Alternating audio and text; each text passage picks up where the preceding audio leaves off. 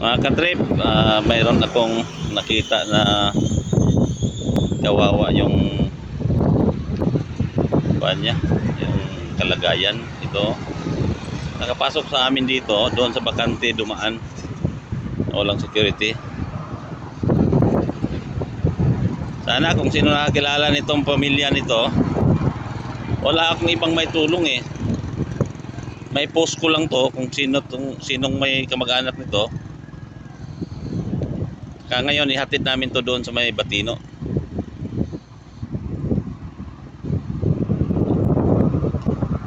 Ayan, naghanap ng gagamba. Mga katrip, kung sino mang kilala nito, taga rito, nandito ngayon sa Calamba to, sa Philinvest. Kaso parang naloko to sa paghahanap ng gagamba kasi dinidilaan yung sapot ng gagamba.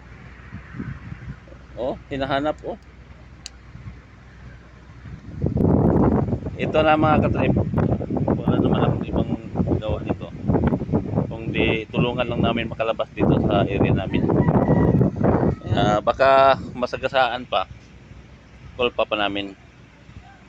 Kung sino nakakilala nito, mga pamilya, nandito lang yan. Mamaya nandoon sa Batino na to, dalhin namin sa karga namin sa pickup para walang mangyari dito. Standby ka lang dyan, standby ka lang.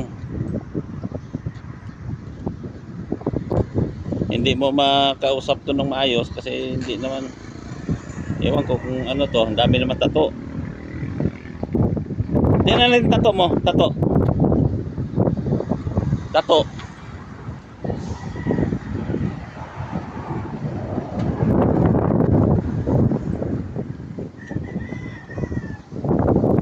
Standby ka lang, standby. Standby ka lang.